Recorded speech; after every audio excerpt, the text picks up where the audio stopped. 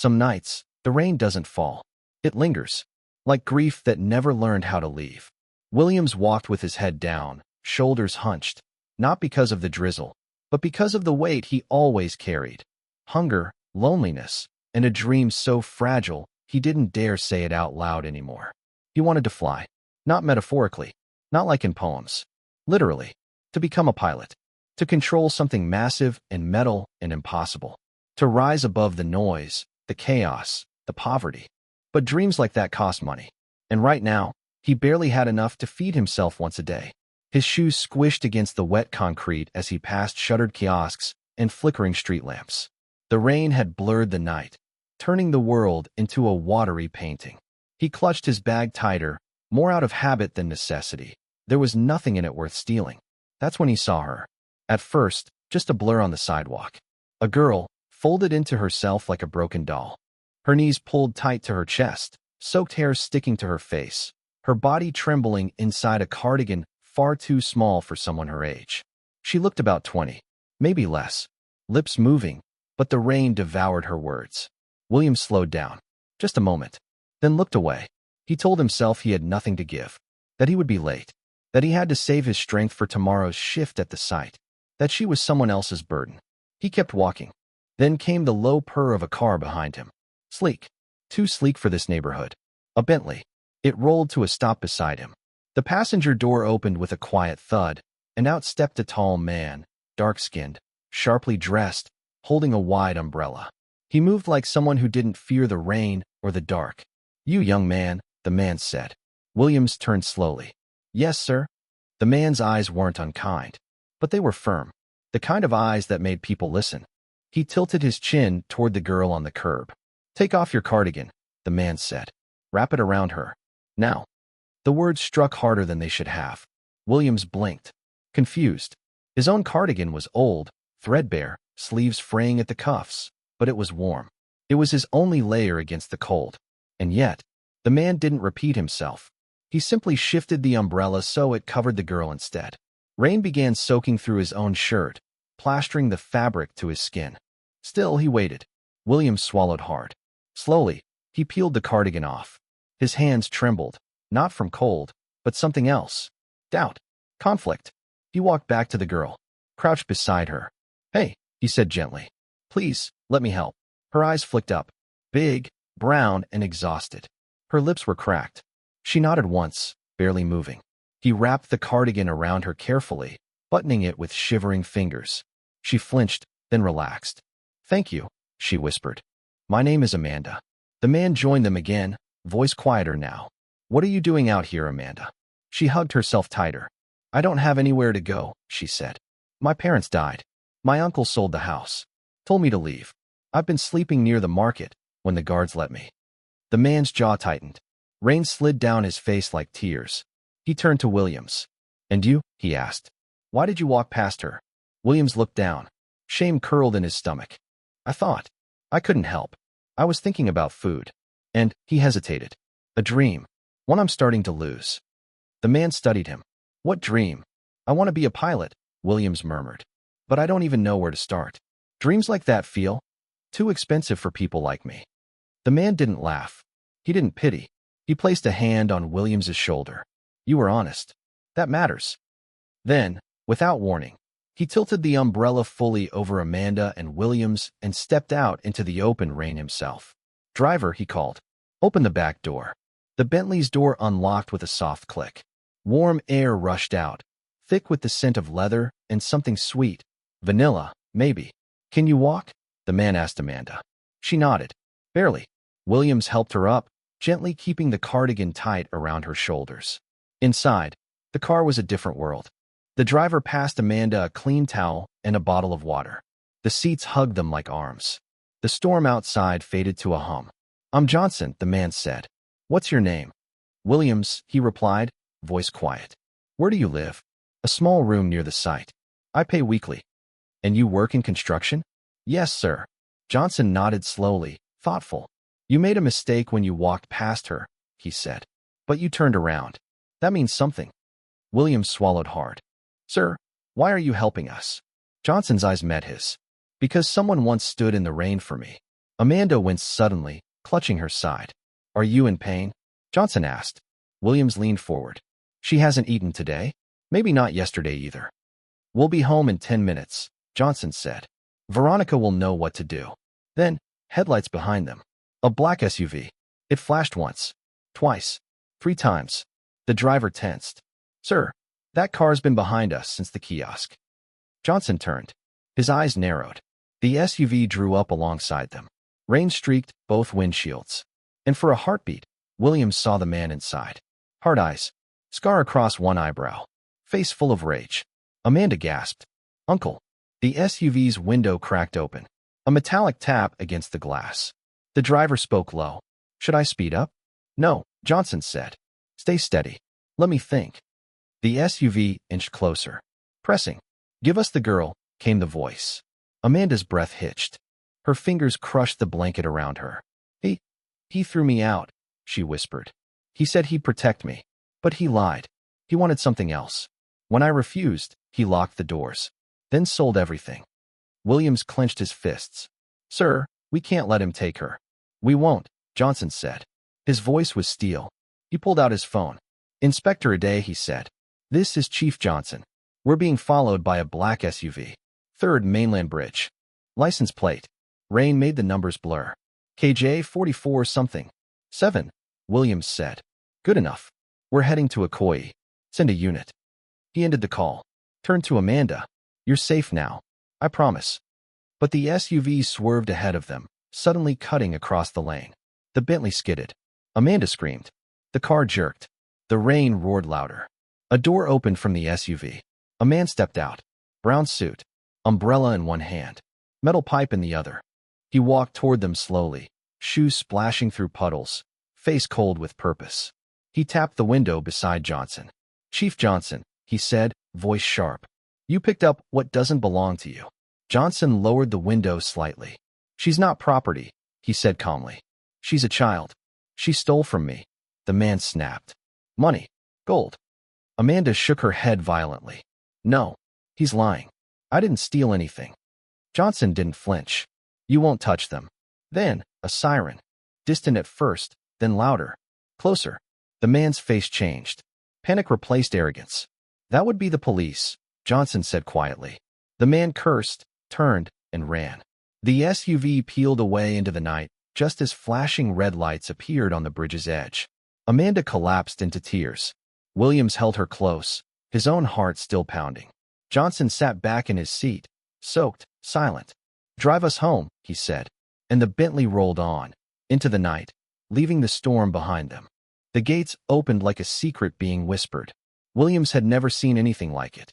A driveway long enough to hold his entire street. Lights glowing softly along its edges. At the end stood a mansion, lit from within like a golden memory. The rain had eased into mist now, clinging to the windows, softening the edges of the world. As the Bentley rolled to a stop, the front doors swung open.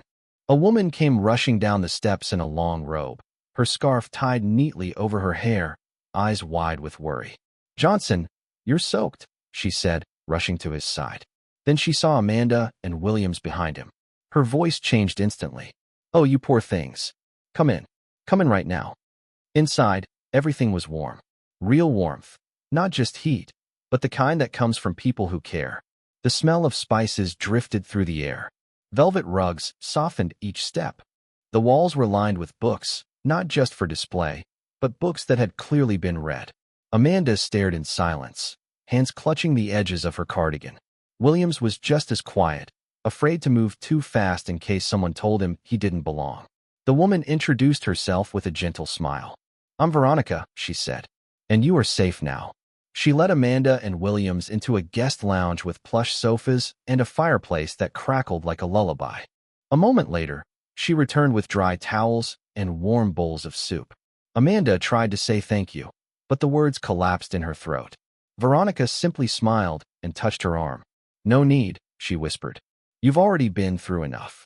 Later that night, after Amanda had fallen asleep curled on one end of the couch, Williams sat in the corner, staring into the fire.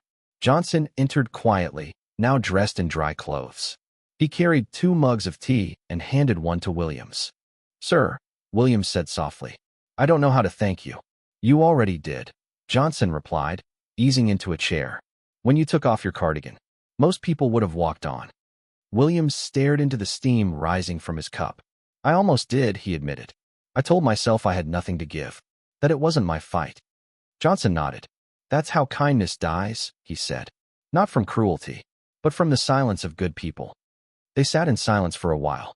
Then Johnson turned to him. Tell me again, what is your dream? Williams hesitated. His voice trembled as he said it. To fly, sir. To become a pilot. Johnson's lips curved slightly. A fine dream. He sipped his tea. Then, maybe it's time someone helped you fly.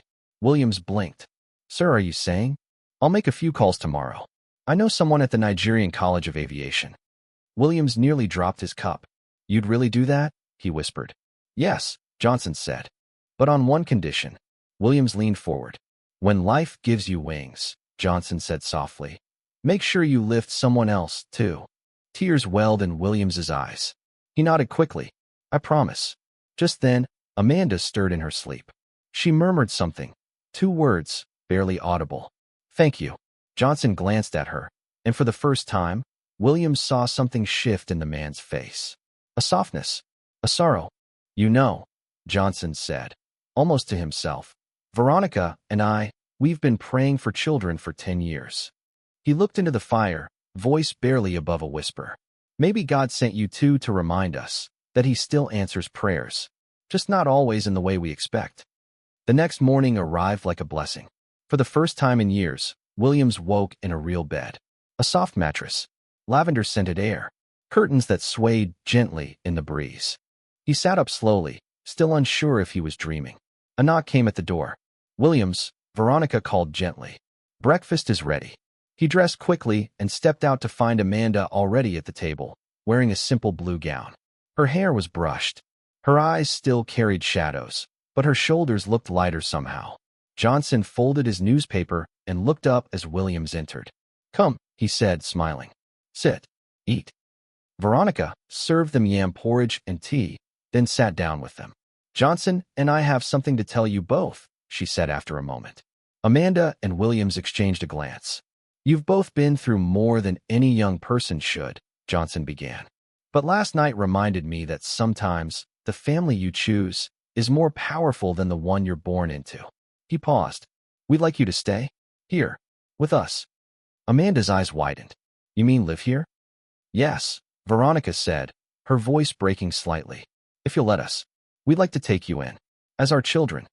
Silence fell across the room like a sunrise. Amanda's hand covered her mouth. Tears spilled down her cheeks. But why us?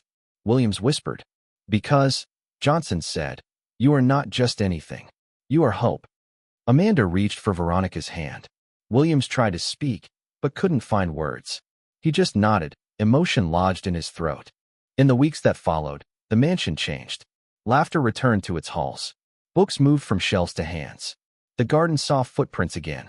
Williams began preparing for admission into aviation school. Johnson handled the paperwork personally. Amanda started studying for university entrance exams.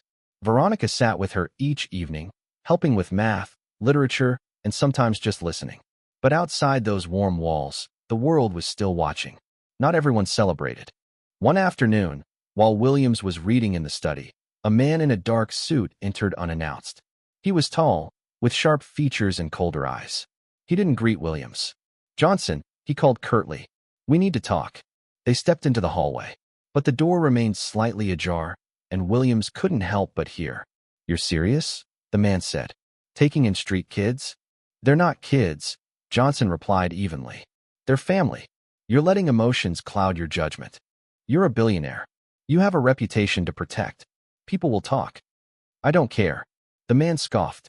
What if they're not who you think they are? That girl's past, it could destroy you. Johnson's voice grew cold. What do you know?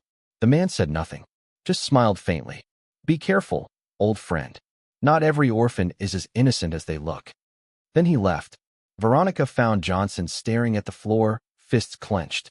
Desmond, she said quietly. He nodded once. I don't trust him. Days turned into weeks. Amanda and Williams continued to grow into the space they'd been given. Healing, learning, laughing. Johnson smiled more. Veronica sang in the kitchen again. Then one evening, Johnson entered the lounge, holding a letter in his hand. "Williams," he said, "you've been accepted. Nigerian College of Aviation. You start next month." The silence broke with joy. Williams jumped to his feet. Amanda clapped. Veronica hugged him. Johnson laughed, more freely than he had in years. That night, Williams stood on the balcony overlooking the city. Amanda joined him, her cardigan pulled tight around her. "You know," she said quietly, "sometimes I still don't believe this is real." He nodded. "Sometimes I think I'll wake up on the street again." She smiled, but her eyes were sad. "You won't. Not anymore." They stood in silence, watching the stars. But across town, under a bridge cloaked in shadows, the black SUV returned. A man with a scar across his eyebrow raised his phone. "Yes," he said. "She's doing well. They both are." A deep voice answered. "Good. Let them be happy. For now. But when we strike, we take everything." The man smirked. "Soon," he whispered. "Very soon." The mansion buzzed with life. Amanda had passed her university entrance exams with flying colors. Veronica wept when the admission letter arrived. Software engineering, top of her list, top of her class. Williams, too, was thriving at aviation school. He studied late, rose early, and spoke of flight controls and wind shear like a boy reborn. Chief Johnson and Veronica couldn't have been prouder. Their once quiet home now pulsed with laughter, late-night debates, and the smell of burned toast from Williams' attempts at breakfast. Then came the news no one expected. Veronica was pregnant. The doctors called it a miracle. 10 years of waiting, of praying, of loss. And now, joy bloomed in silence and tears. Williams and Amanda rushed home when they heard. Veronica took their hands, glowing, her voice full of something sacred. "You prayed for me," she said softly. "And God answered. Twice before this, and now again." Johnson stood beside her, quiet, awed. It was the happiest season of their lives. But happiness is a light that draws shadows. Across the city, Desmond sat in a sleek office, flipping through photos. Amanda at her university, Williams in a pilot uniform, Johnson with his hand on their shoulders. His expression was unreadable. Beside him, the scar-faced man from the SUV leaned forward. "They're doing well," Desmond said quietly. "Too well." He closed the folder. "It's time to remind Johnson that kindness has consequences." The man nodded. "How do we begin?" "Whispers," Desmond said. "Not war. We'll turn admiration into suspicion. Make the city doubt. Let the press question. When the world starts asking why a billionaire brought 2 orphans into his home, everything will unravel." And so it began. One anonymous email here. A false witness there. A rumor placed in the right ear. All invisible. All effective. At first, Williams didn't notice. He was too focused on flight simulations, engine diagrams, and keeping up with coursework. But one day, during lunch, a classmate nudged a tabloid across the table. "Hey," the boy said. "This about you?" The headline screamed, "Construction boy becomes pilot overnight. Who paid the price?" Williams froze. His throat went dry. Another paper followed. Amanda's secret past. Orphan or opportunist. He read the words, but couldn't process them. Pictures of him and Amanda. The mansion. The Bentley. Quotes from people he'd never met. He rushed home that night, found Amanda pacing the garden. "You saw it too?" She nodded. "That's not the worst part," she said. Someone called. "The house line." She looked pale. He said, "Tell your billionaire to watch his back." Williams felt the weight of the words. Heavy. Personal. Chief Johnson wasn't shocked when they told him. "There are people who hate when you lift others," he said calmly, "because your kindness reminds them of their own emptiness." But Amanda couldn't shake the voice. There was something familiar in it. Something from her past she couldn't quite name. A week later, the storm grew teeth. Williams was invited to speak at a national youth conference. His tutors nominated him for his progress, his story, his heart. The event would be televised. High-ranking officials, press, students, a chance to inspire. He practiced his speech for days. Amanda helped him trim the sentences, adding her usual quiet wisdom. The morning of the event was clear. Williams wore a navy suit Johnson had tailored for him. He stood backstage, hands trembling slightly. Johnson placed a steady hand on his shoulder. "Are you ready?" Williams took a breath. "I think so." "You were a boy who gave his only warmth to someone else," Johnson said. "Now tell the world why that matters." The hall was packed. When Williams stepped on stage, the applause rolled like thunder. He spoke of dreams, of struggle, of the night. He almost walked away from kindness. His voice cracked at times, but never broke. I met a billionaire in the rain, he said. But more than that, I met a man who saw me, not as a street boy, but as a dream worth saving. The crowd rose to its feet. Flashbulbs burst. Applause echoed. Then, one voice cut through it all. Mr. Williams, a journalist shouted. Is it true you were caught stealing from a construction site before Chief Johnson took you in? The room went silent. Williams froze. What? The man held up a report. I have a statement from a former foreman. Claims you took 250,000 naira from site funds and disappeared. That's a lie. Williams snapped. Another voice jeered. Then how did you end up in a billionaire's house? Must be one hell of a lucky Cardigan. Laughter. Murmurs. Johnson stood, fury in his eyes. Enough, he shouted. This event is about inspiration, not slander. But it was too late. The damage was done. That night, social media lit up. From dust to dishonor, pilot in training exposed. Who really are Johnson's golden orphans? Williams didn't sleep. He sat in his room, scrolling through comments that stung like needles. Amanda sat beside him, silent. Maybe they're right, he whispered. Maybe no one like me should be up there. Stop, Amanda said gently. You told me the truth always wins. He didn't respond. Then why does it hurt so much, he asked. She reached for his hand. Because you care. 2 days later, the front gate exploded in flashing lights. Police. Johnson came down the steps, stunned. What is this? Chief Johnson, the officer said. We have a warrant. Report of stolen property. A missing gold wristwatch. The complaint is from Mr. Desmond. Veronica's face went pale. What? Amanda backed away, voice shaking. This is a setup. The police searched everything. Closets, drawers, rooms. Then, sir, a voice called. We found something. A small gold wristwatch. In Williams' room. Johnson turned, stunned. Williams looked like someone had punched the breath from his lungs. That's not mine, he gasped. I swear, I've never seen it before. Desmond entered from behind the officers, pretending surprise. Oh, Williams.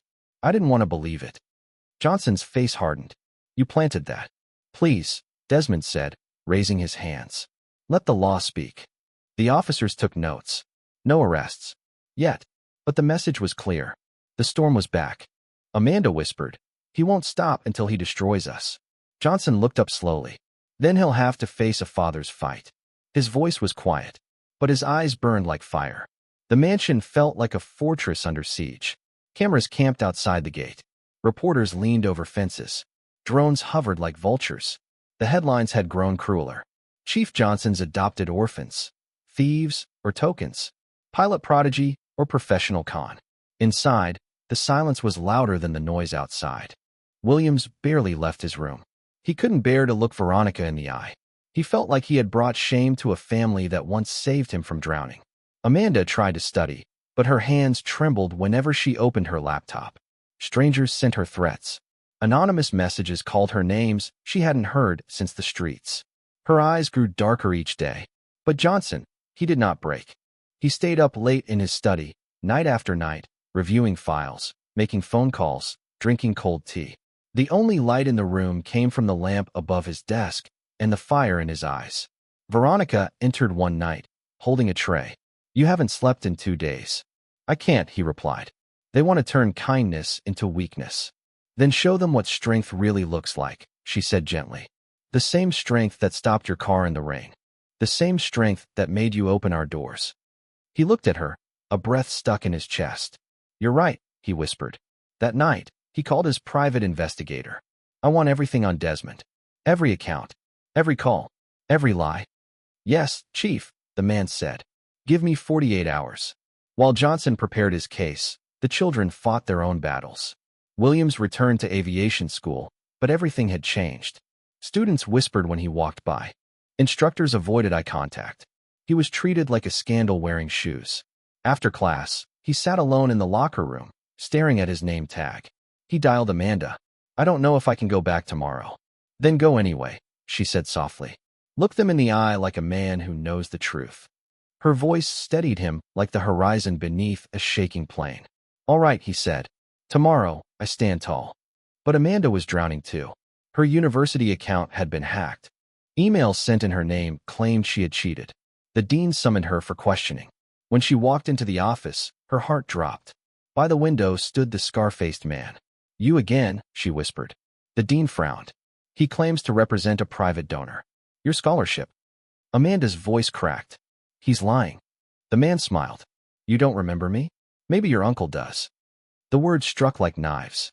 Amanda turned to the dean, voice shaking. "I've never seen this man before. I've never cheated. Please." And something in her voice, tired but brave, changed the room. The dean nodded slowly. "Leave," he told the man. The scarred man glared but brushed past her with a whisper. "Tell your rich father this isn't over." That evening, Johnson's investigator returned. His files were thick, his expression tight. He forged your name in multiple transactions, used shell companies, planted evidence. Johnson read page after page. "He planned to ruin me," Johnson said, "so the board would remove me. He wanted my empire." The investigator nodded. "And when you didn't bend, he came after your family." Johnson stood, slow and full of purpose. "It's time," he said. "He wanted a stage? Let's give him one." 3 days later, Johnson called a press conference. The mansion gates opened wide. Cameras rolled. Lights flashed. He stepped up to the podium in a dark blue agbada, flanked by Veronica, Amanda, and Williams. He didn't raise his voice. He didn't need to. "My name is Chief Johnson," he began. "Weeks ago, I was accused of harboring liars and thieves. I remained silent not out of guilt, but to prepare the truth." He held up a thick folder. "This contains evidence that my former business partner, Mr. Desmond, embezzled company funds, laundered money, and tried to destroy the lives of 2 innocent people." He turned to Amanda and Williams. These 2 were orphans. One dreamed of flying. The other survived betrayal. On a rainy night, I saw hearts that refused to give up. I saw my children. Reporters scribbled furiously. The crowd was silent, breathless. Johnson lifted his chin. "We have submitted all evidence to the Economic and Financial Crimes Commission." Then, as if on cue, sirens. 2 police vans pulled up. Desmond, stepping out of a black car, froze. Officers approached. Cameras followed. "Mr. Desmond," one said, "you're under arrest for fraud, forgery, and obstruction of justice." Desmond turned to Johnson, hatred in his eyes. "You think this is over?" Johnson's gaze was ice. "It ended the day you tried to destroy the innocent." They took Desmond away in cuffs. The press erupted. Flashbulbs popped. Journalists shouted questions. Inside the house, Amanda broke down. Veronica held her close. Williams stood frozen, tears finally falling. In the days that followed, the story flipped. Chief Johnson cleared. Orphans vindicated. Kindness on trial and triumphant. Williams returned to school to applause and handshakes. Amanda received a special commendation from her university for unwavering integrity under attack. And one evening, as the family sat around the dinner table, laughter returned. But a new story had already begun to write itself. One of quiet glances, of shared dreams, of something deeper. Love. Amanda and Williams had grown from strangers to friends, then from survivors to siblings. But something had shifted. Something neither of them could deny. One night in the garden, Williams knelt under the stars. He held Amanda's hand. "We started in the rain," he said, "but I want us to end in sunshine." Her eyes filled with tears. "Yes," she whispered. 1,000 times yes. The wedding was breathtaking. A soft breeze danced through white curtains. Petals lined the marble aisle. Guests filled every corner of the garden behind Johnson's mansion, dressed in bright colors and wide smiles. Amanda, now Sandra, the name she chose for her new life, walked slowly toward Williams, her gown moving like wind over still water. Veronica wept openly. Johnson, stoic as ever, held her hand. Even Jerry and Jessica, now 4 years old, ran between tables, scattering flower petals and laughter. There had been hesitation at first.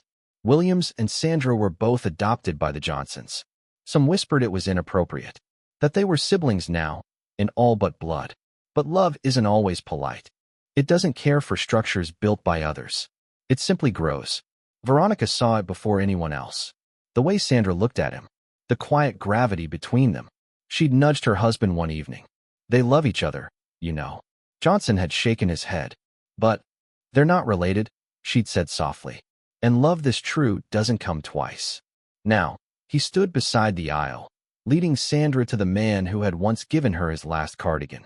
The boy who had walked past her in the rain, only to turn back. They exchanged vows under a golden sky. Williams's voice trembled. You were the storm that softened me, the cold that woke my heart. I never wanted to be saved, until I met you. Sandra placed her hand over his. You didn't just give me warmth. You gave me a reason to believe again. They kissed as doves flew overhead. The crowd erupted, but the true test of their love came later. Months passed, then years, and no child came. The first few months, they smiled through it.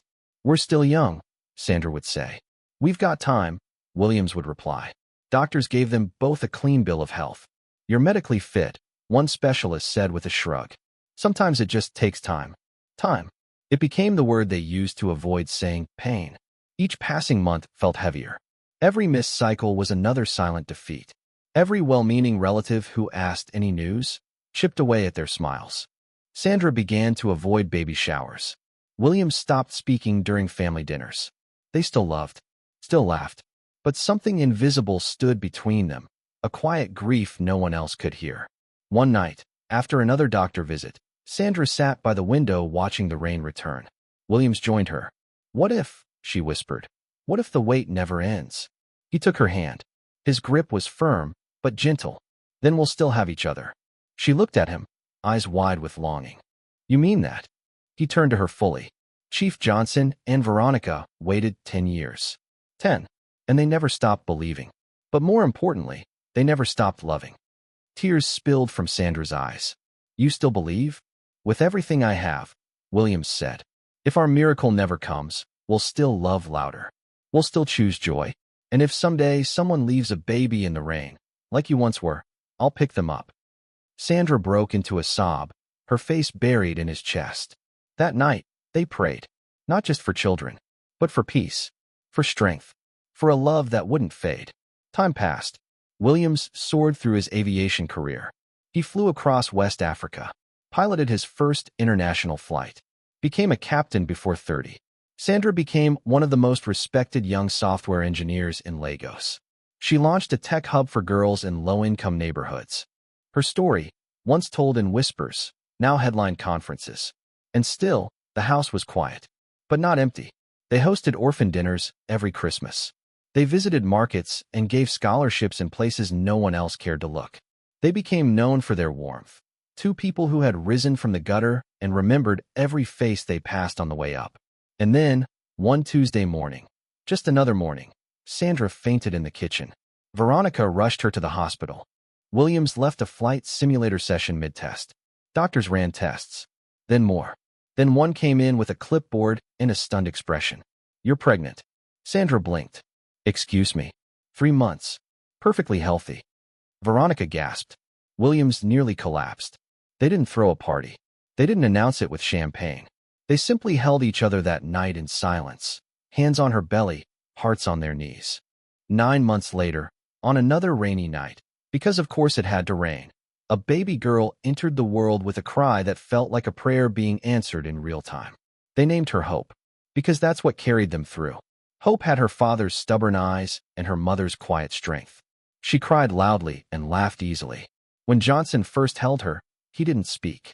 He just stared, as if holding a circle finally closed. Veronica whispered, "She's perfect." And she was. Years passed, and Hope grew. She asked questions like, why is the sky blue? And why don't people smile in traffic? And why did you give her your cardigan that day, Daddy? Williams always smiled. Because God was watching. Hope would nod, satisfied. By the time she turned 5, she had already told everyone in her class she would be a pilot and a princess.